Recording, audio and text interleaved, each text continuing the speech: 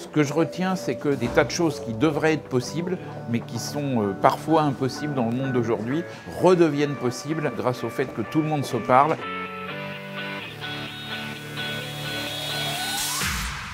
Le sommet de l'inclusion économique 2022, organisé au ministère des Finances par la Fondation Mosaïque sur le thème Agir avec impact, a réuni plus d'une centaine d'entreprises, institutions et associations prêtes à s'engager en faveur de la diversité et de l'inclusion économique.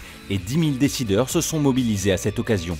Ce qui est important, c'est tout ce qui nous ouvre vers la transformation, tout ce qui fait arriver de nouvelles personnes, de nouvelles façons de voir dans l'entreprise, et aussi tout ce qui permet de résoudre les angles morts.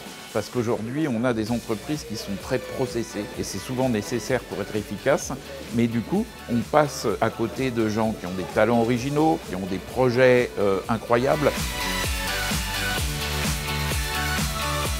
Il faut se rendre compte qu'aujourd'hui, ce sujet devient une évidence par rapport à il y a 15 ans, mais c'est loin d'être gagné et que si on ne se saisit pas de ce sujet-là, on va être en décalage par rapport à son marché, par rapport à ce qui est attendu d'une entreprise citoyenne. Je sens qu'il y a une ambition qui est montée, je sens qu'il y a une envie de collaborer et je sens qu'il y a une envie de réussir. Près de 50 plénières et ateliers ont eu lieu dans les locaux du ministère à Bercy. L'occasion de partager des pratiques et de confirmer des engagements forts en faveur d'une société plus inclusive et pour faire avancer ce sujet créateur de valeur pour l'économie de notre pays.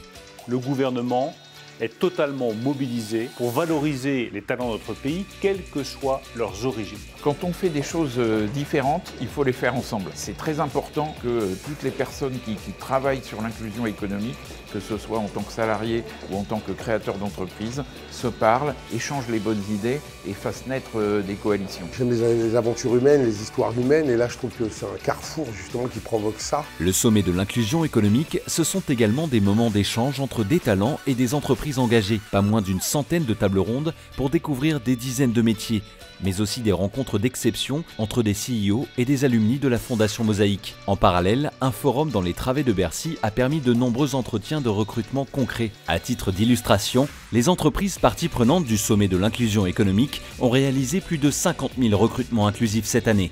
Le sommet de l'inclusion, c'est vraiment important. On n'a pas souvent la chance de discuter avec des recruteurs et des dirigeants en face à face. Ce qui, moi, me porte, c'est la part de la mission sociale des entreprises. On va essayer de faire du buzz sur toutes ces entreprises qui recrutent, qui sont dans des positions d'ouverture forte et surtout qui ont compris en fait avant les autres que la diversité c'était une source de performance économique. Et la nouveauté cette année, ça a été aussi d'embarquer les entrepreneurs. On a lancé un fonds de financement dédié à l'entrepreneuriat. Les porteurs de projets et les entrepreneurs issus du quartier populaire ont besoin de notre soutien. Moi, ce que je retiens de cette journée formidable, c'est qu'il y a une attente de la part des entreprises. Quand j'entends les entreprises exprimer des objectifs de recrutement à 15% sur leur volume, eh bien, il va falloir mettre le paquet aussi dans cette direction-là. Donc le sommet se décline dès demain en mouvement de l'inclusion économique avec des entreprises, des associations, mais également les pouvoirs publics qui doivent aussi faire leur part.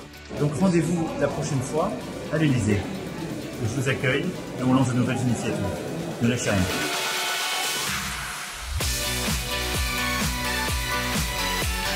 Aujourd'hui, c'est vraiment formidable qu'on ait la rencontre de ces deux logiques, créer de la mobilité sociale par le savoir, par les parcours de formation, et créer de la mobilité sociale par la création d'entreprises, par le fait que chacun peut réaliser son rêve, que chacun peut réaliser son projet d'entreprise.